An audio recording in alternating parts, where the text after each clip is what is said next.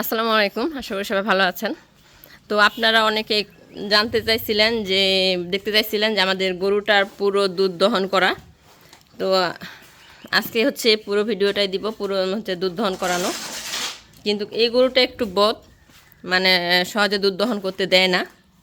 অন্যান্য গরুগুলো আবার অনেক ভালো আছে, যেমন এই গরুটার কাছে গেলে একটুকু নড়াচড়া করবে না, লাফালাফিও করবে না। দেখুন কি সুন্দর চুপ করে আছে, এই গরুটা অনেক ভালো। আর এইটার কাছে গেলে এই যে লাফালাফি শুরু করবে, দেখেন ওর মানে কাছেই যাওয়া যাবে না, নড়ানড়ি শুরু করে দিবে, লাফালাফি শুরু করে দিবে। ওই যে দেখেন, এই কারণে আমি এই গরুটার কাছে সহজে যাই না। আর এই গরুটার দুধ আমি দহন নিই না, কারণ ওই যে লাথি দেয়, আবার হচ্ছে নড়াচড়া করে অনেক।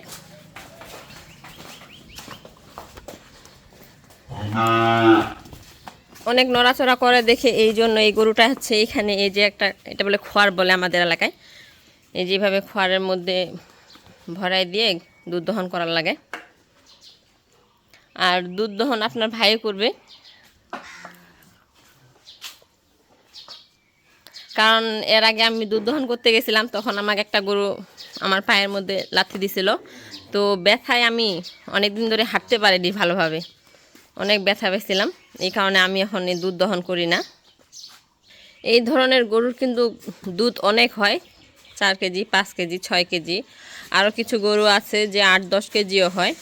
তো আমাদের এই গরুটা একটু অসুস্থ ছিল যখন বাছুর হয়, তো ওকে তখন ওষুধ খাওয়ানো হয়েছে বা ইঞ্জেকশন দেওয়া হয়েছে, এই কারণে ওর দুধটা কমে গেছে। ডাক্তারে বলছে যে ওষুধগুলো চলছে, ইঞ্জেকশন চলছে, এই জন্য ওর দুধ কমে গেছে।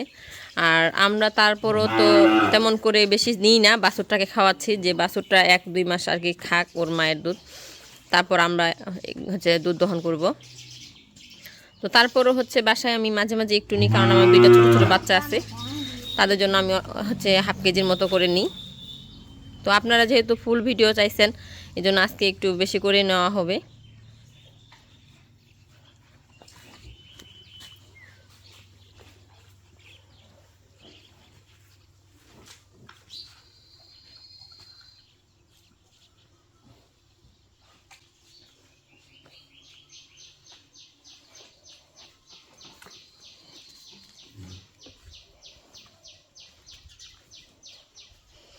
এর আগে আমার একটা গরু ছিল, মাশাআল্লাহ অনেক সুন্দর ছিল, সাদা কালো কালারের ছিল, একবারে মানে একবারে মিশমিশ কালো ছিল এবং ফিট সাদা ছিল। গরুটা দেখতে অনেক সুন্দর ছিল, কিন্তু এই গরুটা দুঃখজনক যে এই গরুটা বেশি দিন থাকে নাই। কারণ আমাদের এই ঘরের মধ্যে আমরা গরুর খাবার রাখতাম আগে, এক সাইডে খাবার রাখতাম আর এক সাইডে গরু রাখতাম। তো রাতের বেলা গরু দড়ির বান খুলে খাবার বেশি খেয়ে ফেলছে, ভুট্টার গুঁড়া, গমের ভুসি, এগুলো অনেক পরিমাণে খেয়ে ফেলছে। খাওয়ার পরে গরুটার পেটে গ্যাস হয়ে গেছে। আমরা ডাক্তার আনছিলাম, ট্রিটমেন্ট নিছিলাম, গরুটা খাওয়া দাওয়া বন্ধ করে দিছে। আস্তে আস্তে গরুটার পেট ফুলে যাওয়াতে গরুটা তখন মারা গেছে। আমি এই গরুটার শোক এখনও মনে করেন কাটে উঠতে পারিনি। গরুটার জন্য আমার এখনও আফসোস হয়, অনেক কষ্ট হয়, কারণ সন্তানের মতন করেই আমরা যে গরু ছাগল পালি, সন্তানের মতো করেই কিন্তু পালি। আমরা যে সন্তান পালি, এগুলোকে এইভাবে আদর যত্ন করে টাইম মতো খাওয়ানো, সব কিছু, একটু অসুস্থ হলে ট্রিটমেন্ট নেওয়া, সেবা নেওয়া, আমরাও কিন্তু গরু ছাগলগুলোকে এভাবে লালন পালন করি। তো এই জন্য আমি এই গরুটার মানে কষ্টটা এখনও ভুলতে পারিনি।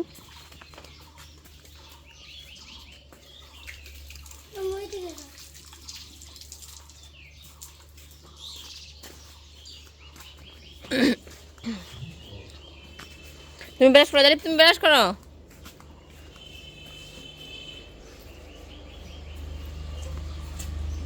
যে আপনার ভাইয়া বসে গেছে দুধ দহন করার জন্য, আর আমি হচ্ছে এইভাবে কাপড় দিয়ে তেল দিয়ে দুধ দহন করার লাগে। আর তেল দিয়ে এই জন্য যে তেল দিলে পিছল হয়, আর পিছল হলে দুধ দহন করতে সুবিধা হয় অনেক, আর তাড়াতাড়ি দুধ দহন করা যায়, এই জন্য আমরা তেল দিয়ে দুধ দহন করি। আর এইভাবে আমি কাপড় দিয়ে মাছিগুলো সরাই দিই, মাছি পড়লে নড়াচড়া করবে, এই জন্য আমি মাছিগুলো তাড়াই দিই। আমি আসো, ধরো।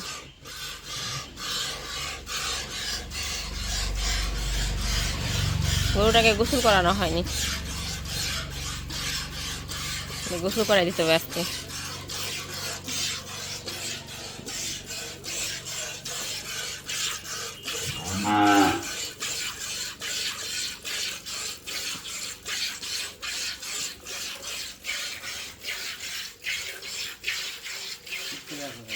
আর এই যে দেখুন কীভাবে দুধ দহন করানো হয়। যেহেতু আপনারা সবাই ফুল ভিডিও চাইছেন, আজকে ফুল ভিডিও দেওয়া হবে। নড়িস না, সামি এদিকে আসো।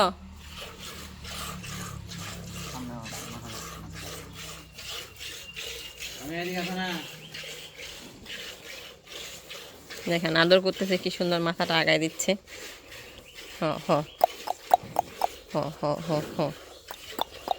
মাথাটা তুলে দিচ্ছে আদরের জন্য।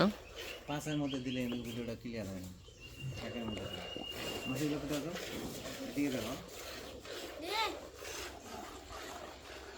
আর এই হচ্ছে আমার মেয়ে।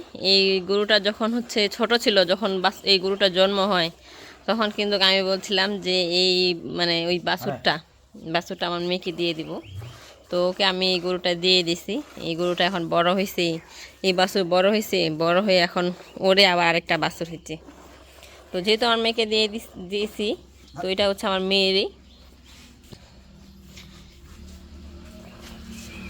ওর যত বাছুর হবে, ওর যত ছানা হবে, সব আমার মেয়েকে দিয়ে দিব আমি। মানে ওর মানে ছানাগুলা বড় হবে, একটা একটা করে হবে, আবার বিক্রি করব, আবার আমার মেয়ের অ্যাকাউন্টে রেখে দিব। আমরা মধ্যবিত্ত ঘরের মানুষ, আমরা কিন্তু গরু ছাগল পালেই মনে করেন ভবিষ্যতের আশা করি যে এই গরুটার যত বাছুর হবে মানে ছানা হবে, এগুলো একটা একটা করে রেখে দিব আমি, বা বড় করে বিক্রি করে আমার মেয়ের ভবিষ্যতের জন্য। কিছু টাকা ধার দিও তো। কারণ যেহেতু মেয়ে আছে, বড় করতে হবে, লেখাপড়া শেখাইতে হবে এবং বিয়ের শাদী দেওয়ার লাগবে, তখন তো টাকা পয়সার প্রয়োজন হবে। এই জন্য ওকে এই গরুটা দিয়ে দিছি। ওর যত বাছুর হবে সব বিক্রি করে ওর জন্য আমি জমায় রেখে দেব।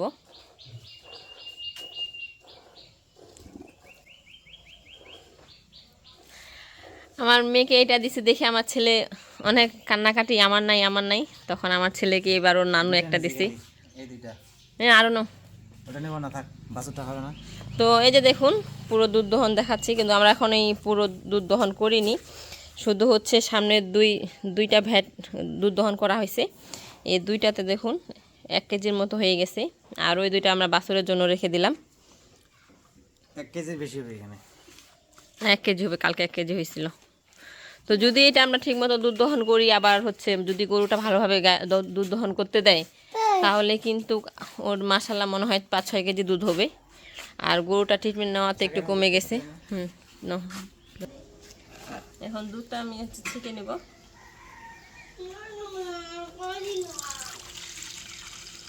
ফ্রেশ দুধ একেবারে। দুধটা দেখে খেতে ইচ্ছা করতেছে কাঁচাই। আমার ছেলে তো কাঁচা খায়। মনে হইতেছে যে মাখনের মতো একেবারে, কি সুন্দর সাদা, একবারে ফটফট সাদা। আমার ছেলে কিন্তু এই দুধ দহন করার সাথে সাথে খায় দুধ। এই যে ব্রাশ করতে গেছে দেখবেন, এখন এই কাঁচা দুধটাও খাবে। আমি দুধ দহন করি আর এমনি কাঁচা দুধটা। তাড়াতাড়ি আসো, কাঁচা দুধ খাবো। ব্রাশ করে আসো, তাড়াতাড়ি ব্রাশ করে আসো। ব্রাশ এখনো করো নাই? তাড়াতাড়ি নাও, তাড়াতাড়ি নাও। ও দুধ ব্রাশ করে আসে। কাঁচা দুধটা দেখো কি সুন্দর, মনে হয় যে খাই এখনই। আর আমি হচ্ছে প্রতিদিন গায়ে থেকে এই যে দুধটা আমি রেখে দিই, রাতে জাল দিই, ফ্রিজে এখন রেখে দেবো। তো ফ্রিজে রেখে দেওয়ার কারণ হচ্ছে যে উপরে যে ফেনাটা আছে এটা পুরোটাই কিন্তু সর বাঁধে। তো এই জন্য আমি এখন এই ফ্রিজে রেখে দিয়ে উপরে সরটা তুলে নিয়ে রেখে দিচ্ছি। কারণ আমি হচ্ছে বাসায় ঘি তৈরি করি, আমরা বাজারে ঘি কম খাই। আর যেহেতু বাড়িতে দুধ আছে এই জন্য আমি ঘিটা বাসায় বানাই। আমি একটু একটু করে এই সরটা তুলে রাখে ঘি বানাবো, তুলে রাখতেছি এই যে বাটির মধ্যে।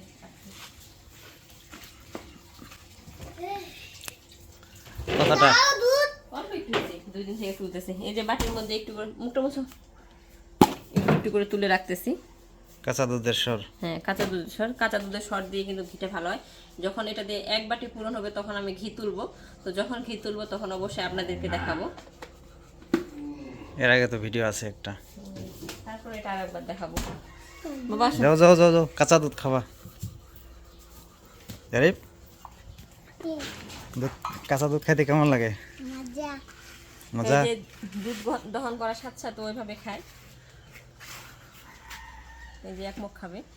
গ্রামের পোলাপান কেন এত স্বাস্থ্যবান হয় কও? না দেখো, সব সময় ফ্রেশ তাজা তরতাজা জিনিস খায়, খুব মজা না জারিফ? আমার ছেলে এবং মেয়ে ওরা ছোট থাকতে কিন্তু আমাদের বাসায় তো গরু আগে থেকেই ছিল। ওরা ছোট থেকে আমি দুধ দহন করব আর এভাবে কাঁচা দুধটাই দিব, ওরা এই কাঁচা দুধটাই খায়। তো আমি শুনছি যে কাঁচা দুধের মধ্যে নাকি পুষ্টি বেশি, এই কারণে আমি কাঁচা দুধ দিচ্ছি। ওর বাবা আমাকে বলছিল যে দুধটা একটু গরম করে দাও, কিন্তু গরম করে দিই না। এই যে দুধ দহন করার সাথে সাথে দুজনে খেয়ে নেয়। আমার মেয়েও এখন খাবে। মা আসো, তুমি আসো। এই যে আমার ছেলে এক মুখ খেয়ে নিল। আলহামদুলিল্লাহ বলতে হয়। যাও, দুবু খাবে এখন। এই যে এখন আমার মেয়ে খাবে, ওকে এখন এক মুখ দিয়ে দিব। এক মুখ। ওরা দুজনেই কিন্তু হাফ কেজি খেয়ে নিল, এখানে হাফ কেজির মতো আছে। বসে সামিয়া? খাও, বসে খাও। বিছানা বসে। আর আমাদের সময় মাসেও একদিন দুধ খেতে পারি নাই। তুমি পারো না, এখন তোমার বাচ্চাগুলো খাচ্ছে, এটাতে অনেক আলহামদুলিল্লাহ। দেখা যাক বড় হয়ে সামিয়া যদি খাওয়ায় আমাদেরকে। পানি হ্যাঁ? পানি নেই, জারিফ খাওয়াবে না? জারিফ পানি নিয়ে আসো। ভবিষ্যতের কথা বলা যাবে না। বর্তমান যুগের যে অবস্থা, যে পরিস্থিতি, ছেলে বড় হয়ে বাপ মা দেখে কি দেখে না এটা বলা যাবে না, এটার কোনো গ্যারান্টি নেই। মানুষ মানে যে কোনো মানুষই যখন হচ্ছে নিজের সন্তান হয় তখনই হচ্ছে বাবা মার মর্যাদা বোঝে, এর আগে বোঝে না। তখন তারা চিন্তা করে যে আমি এইভাবে মানুষ করতেছি, আমার বাবা আমার বাবাও ঠিক, বাবা মাও ঠিক এইভাবে মানুষ করছিল আমার, তাই না সামিয়া? তারপর আমরা চেষ্টা করব যথেষ্ট ভালোভাবে মানুষের মতো মানুষ করার জন্য। আর আপনারা সবাই আমার ছেলে মেয়ের জন্য দোয়া করবেন যেন ওরা ভালোভাবে মানুষের মতো মানুষ হয়। আমার কিন্তু মা নেই, আমি অনেক কষ্টতে মানুষ হয়েছি। আমার মা কিন্তু ছোট থেকেই নাই। আমার যখন বলে 6 মাস বয়স তখন থেকে আমার মা নেই। আমার দাদু আমাকে লালন পালন করছে, আমার দাদু দাদির কাছে আমি বড় হয়েছি। তো আমি চেষ্টা করব আমার ছেলে মেয়ে দুইটাকে আমি যথাযথ চেষ্টা করব যেভাবেই হোক মানুষের মতো মানুষ করার জন্য, এবং লেখাপড়া যতদূর করতে চাই ওদেরকে আমি লেখাপড়া করাবো, যেভাবেই হোক কষ্ট করে হোক।